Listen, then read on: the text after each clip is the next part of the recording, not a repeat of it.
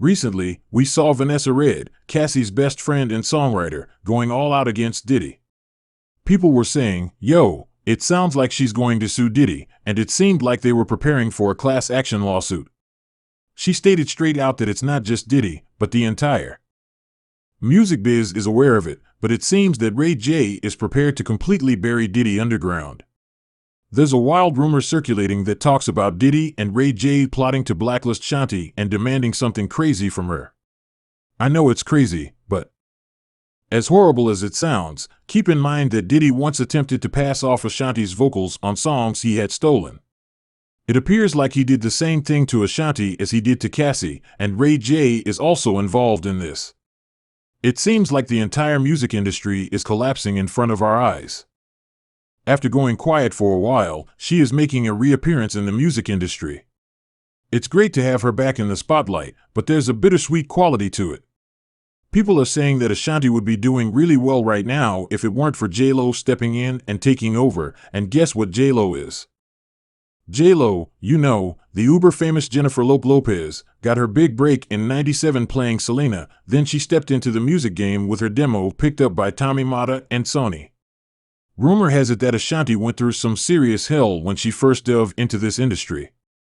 Music in '99 saw the release of her debut album On the 6th, which had the smash song If You Had My Love. However, R&B artist Shanti Moore wasn't having it. She had a very similar song from 1998 called If I Gave Love, and there were accusations that J-Lo's former boyfriend Diddy pushed for the release of the album. A nearly identical song, and it doesn't end there.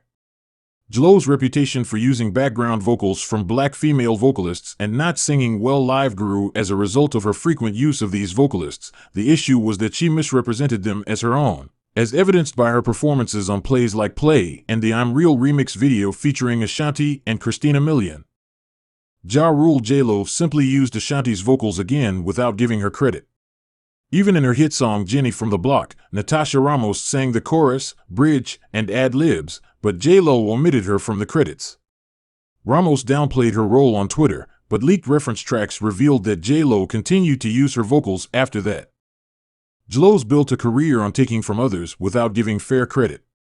Mariah Carey spilled the beans on her long-running beef with Jennifer Lopez in her tell-all memoir. She attempted to steal from Usher, Amory, Brandy, Mariah Carey, and more. It's not just about the music.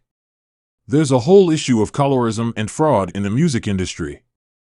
The meaning of Mariah Carey was revealed in this juicy excerpt, in which she revealed how her divorce from former Sony Music CEO Tommy Mottola started the feud. It seems that Mottola attempted to tamper with Mariah's 2001 film Glitter, which starred a single Loverboy and J-Lo's song I'm Real.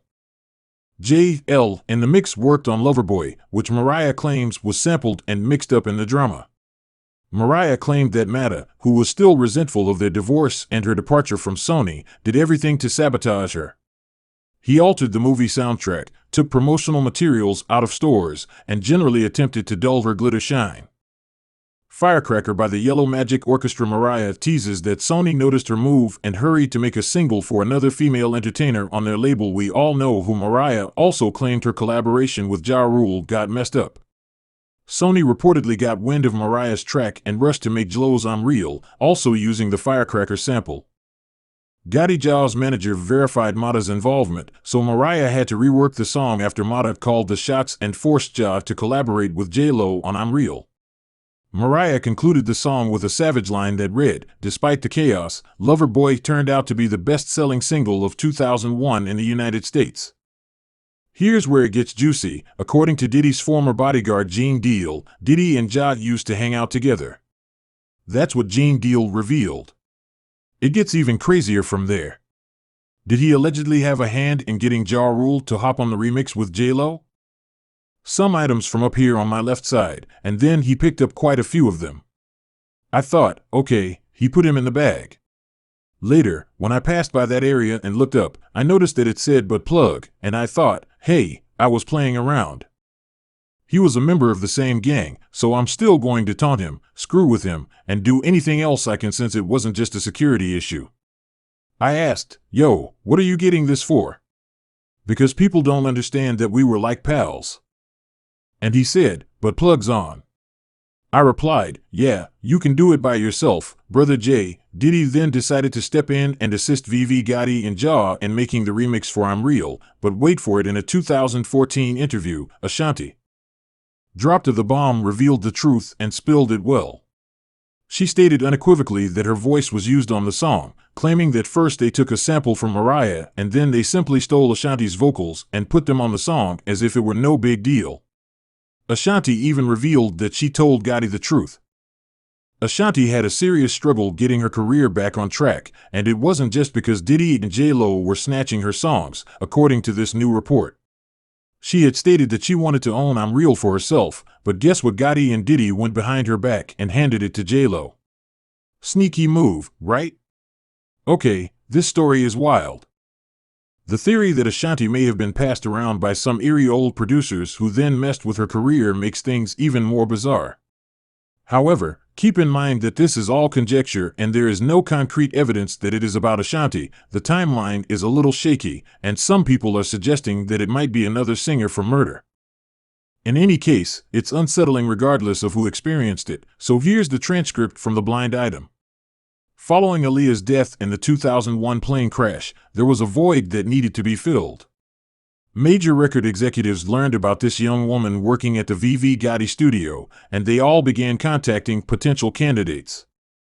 Then, Fury J enters the scene and tells Diddy everything about Ashanti. How he even knew Diddy in the first place is unknown, but the blind item claims that he essentially took Ashanti from Gotti and gave her to Diddy, who is said to have done some dubious things that Ray J seemed to feel strongly about.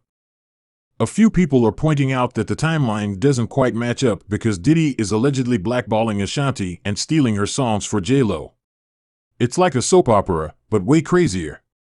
Hold up, there's some serious dead-eye work going on with this story. After Diddy started messing with Ashanti, things went south between Ray and Diddy. Although it seems improbable that Ray J, who is really a year younger than Ashanti, sold her to Diddy when she was that young, rumors are circulating that the blind item may involve singer Tiara Marie, who was signed to Jay-Z's Def Jam label at a young age and whose career took a little turn While Ashanti did experience a similar situation with an unidentified producer in a December 2022 interview on The Breakfast Club, she spilled the tea, saying this producer asked her to shower with him after they made. The blind item is really about Tiara Marie. The first producer they mentioned could be L.A. Reid and The Mogul. Between the two records, it's like a crazy puzzle with all these pieces that could fit together in unexpected ways. Many people assumed she was referring to Ir Gotti right away, but it could have also been Diddy. Regardless of whether the blind item is connected to Ashanti or not, there's one thing she's definitely doing incredible lately, and it looks like she's going to become a mother too. That's right, Ashanti is reportedly expecting a child with her partner and fellow musician Nelly. A source revealed that Ashanti and Nelly are expecting their first child together, but when the Times contacted Ashanti's representatives, they declined to comment. Remained silent, and Nell's representatives refrained from commenting. However, over the weekend, rumors began to swirl when Ashanti and Nelly went to an event in Nelly's hometown of St. Louis. They were captured on camera amusingly petting Ashanti's stomach. If the reports are accurate, this will be Ashanti's first child and Nelly's third, with 2 grown children from. Nelly revealed in a September interview that yes, they are cool again, adding that it surprised them both and that it wasn't planned at times. These two had dated for about 11 years before calling it quits in 2013. However, love appears to have found its way back. Enhances mutual understanding, as stated by Nelly Ashanti, who stated that she is ready to slow down and have children in 2022. Nelly confirmed the romance on Instagram stories, where she posted a picture of herself holding a clutch and Nelly revealing they exchanged numbers at the VMAs in 2003. That's right, 20 years ago, and even flaunted it. Getting back to the blind item, there are still a few things that need be mentioned regarding Diddy and Ray J. Are you going to sue them, or are you just going to accept their apology? The bag on the pink carpet at the 2023 MTV Video Music Awards seems like a crazy ride. To legally demand an apology, or are you going to actually pursue legal action? Legal proceedings will take place, all right. However, consider it this way, without my going into all of the details, I stated what I said, and I said what I declared, "It's crickets over there, no response, no nothing, MHM, silence, MHM, have any silence." Not too long ago, we witnessed Diddy and Ray engage in a little battle. The drama surrounding the Kanye West Diddy and Ray J saga continues after Diddy's private conversation with Kanye became public. Ray J chose to enter the. Earlier in the day, Diddy shared a mysterious message on Instagram that many interpret as a subtle jab at Kanye West. Diddy stressed the need for the black community to stop cooing and buffooning and to prioritize being unashamedly black. Ray J, who never shies away from a conversation, questioned Diddy's abrupt change of heart in a comment on his own Instagram. Replying to Diddy's remarks, Ray J stated, "Yo Puff, I came to your house and told you a couple of months ago I had some issues with certain people and everyone was quiet, and then all of a sudden." Although it's possible that he was alluding to Kanye's previous problems, as Ray J has a history with the rapper.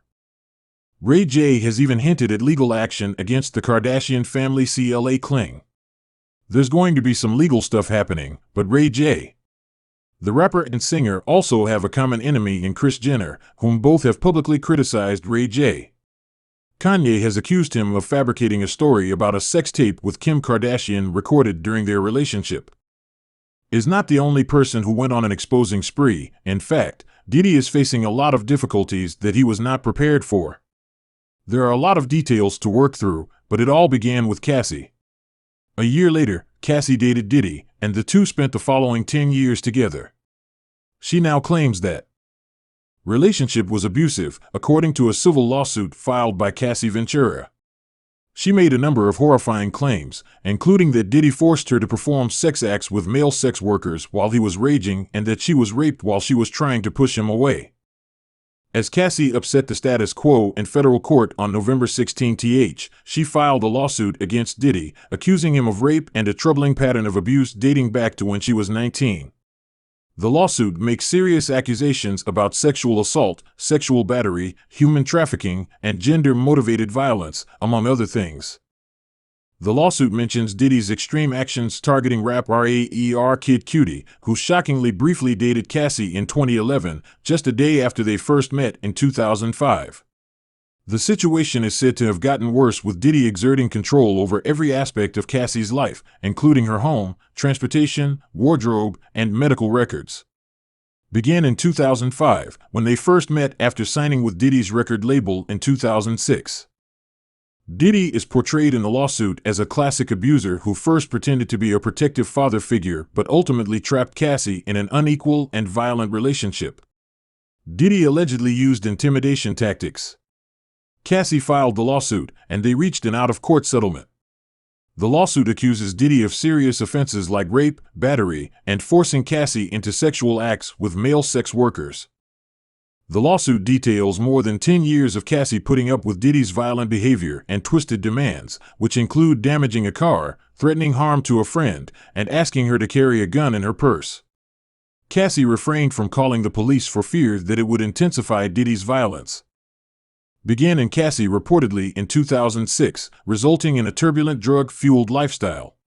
The lawsuit claims that once Diddy and his associates started dating, they took control of every aspect of Cassie's life.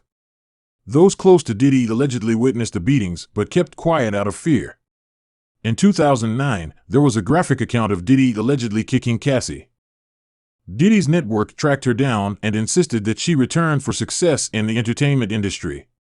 Cassie reportedly faced severe challenges during her time with Diddy, including memory loss from substance use and thoughts of self-harm, according to the lawsuit. He also allegedly struck her in the face, causing her to bleed, and hidden her in a hotel room with his staff in an attempt to escape. Accuses Diddy and his business associates, including Epic Records, Bad Boy Entertainment, and Diddy's Enterprises. Cassie is requesting compensatory damages, but no specific amount has been set forth in the lawsuit. Diddy is accused of involving Cassie in freak-offs where she was forced to participate in scheduled activities with male sex workers while Diddy recorded and documented the events. The lawsuit claims that in 2012, Diddy destroyed Kid-Size car out of desperation and spent $50,000 erasing surveillance footage of him losing control and physically harming Cassie, who consumed various drugs during these encounters. The incidents happened over the years in upscale hotels, sometimes as frequently as once a week in 2016. Fury over Psy dating Cassie, a claim verified by Kid Psy. Cassie's legal battle with Diddy developed with unsettling details, claiming that Diddy battered her in 2018 despite her protests and attempts to push him away. Cassie broke up with the bad boy in 2019, despite the chaotic circumstances. Diddy used the Adult Survivors Act in New York, which gives victims of sexual abuse who were 18 years of age or older at the time of the abuse a one-year window to bring cases even after statutes of limitations expire, to his advantage. Kesa changed the lyrics. Diddy settled the lawsuit the day it was filed, allowing Diddy to avoid any new evidence surfacing during the legal proceedings. In response to the allegations, 50 Cent changed the lyrics in her song TikTok from "Feeling Like P. Diddy" to "Feeling Like Me" during a performance on November 19. In a since-deleted Instagram post, 50 Cent hinted at more trouble for Diddy by mentioning Diddy's swift settlement and anticipating more challenges from members of Donity Kane, a group Diddy founded on MTV's Don Richard prayed for Cassie and her family as previous accusations against Diddy resurfaced, including an interview with Virginia 5 in 2019 detailing physical abuse and a lawsuit from Diddy's former chef Cindy Ruella. Making the Band tweeted about trying to raise awareness of the situation and shared news headlines about the lawsuit. Cindy filed a lawsuit in 2017 alleging sexual harassment, claiming that Diddy frequently asked her to serve food after their sexual activity while they were nude. Diddy settled the case over Thanksgiving weekend in 2019. In 2023, Diddy was the target of two different lawsuits, one of which involved a former college student and the other of which accused Diddy and singer-songwriter Aaron Hall of assaulting the plaintiff and her friend in 1990 or 1991. Other incidents that were mentioned included claims that he had attacked the football coach of his son in 2015, reports of a brawl with Kid Cudi in a club in 2012, and a lawsuit alleging that he had ordered a promoter's assault in the 9S. Diddy entered a guilty plea to a reduced assault charge for assaulting the president of Interscope Records, Tiffany Red, a singer-songwriter, revealed in a scathing letter published by Rolling Stone that she had been abused by her long-term partner, Sean Diddy Combs. Despite settling with Cassie, Diddy maintained a low profile, but paparazzi captured him looking serious in his backyard. Red, who is known for her work with artists like Jason Derulo, saw Diddy yelling at Cassie during the birthday party in August 2015, and in a letter, Red accused Diddy of abusing power.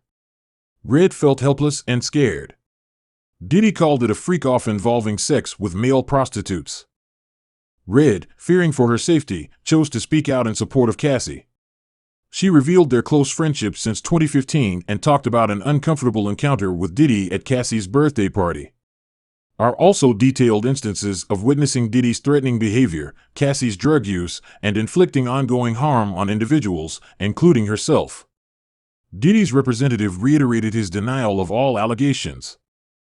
Used concerns and attempts to silence her after she left Diddy in 2019. The letter supports the allegations made by Roger Bonds, Diddy's former head of security, who also backed Cassie's allegations of abuse. On November 17, Diddy settled Cassie's lawsuit. The terms of the agreement are still unknown. Cassie and Diddy released statements expressing their concerns. 18 brands have severed their connections with Diddy's e-commerce platform, Empower Global, following accusations of sexual assault against hip-hop mogul Cassandra Cassie Ventura. 3 other women have also accused Diddy of sexual assault, and Annette Nyo, the founder of the upscale eyewear and handbag brand House of Takura, has confirmed the resolution amicably, according to a recent Rolling Stone report. Cutting connections with Empower Global, saying the decision was taken the day Cassie filed her lawsuit. Neo highlighted the seriousness of the claims and the company's dedication to the victims' rights. Another luxury skincare brand, Missy, owned by women, announced that it intended to immediately sever ties with Empower Global, citing a zero-tolerance policy toward mistreatment of women.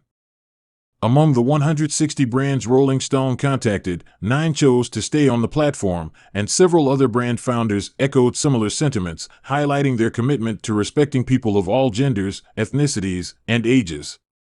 One business owner, however, defended Diddy, urging others to leave that man alone. Diddy is currently the target of at least 4 lawsuits from various women alleging sexual misconduct. In the most recent lawsuit, Jane Doe, the plaintiff, claims that Diddy and two associates sexually assaulted her when she was 17 years old. Diddy responded by releasing a statement in which he refuted the accusations and declared his intention to defend himself. "I will state that this is the first time that this has happened with this suit." When Diddy did speak out, it was through his attorney, who we have heard from. He posted a statement in which he stated, "It's enough that for the past few weeks, I've sat silently and watched people try to assassinate my character and destroy my reputation and my leg. Legacy-seeking allegations have been made against me by individuals looking for." Sean Diddy Combs, who did not refer to himself as Love in this statement, will fight for the truth, his family, and his reputation. "Let me be crystal clear, I did not do any of the horrible things that are being accused." The news that Brands is leaving Empower Global comes at the same time that Diddy resigned as chairman of Revolt, so there you have it, people. The intricate web of drama surrounding the music industry. From Ray J allegedly disclosing Diddy and Ja Rule's collaborations to Ashanti alleging her vocals were stolen and songs appropriated, it's been quite the roller coaster. There has been alleged backstabbing, behind-the-scenes chaos, and blind items that sound like they belong in a Hollywood production.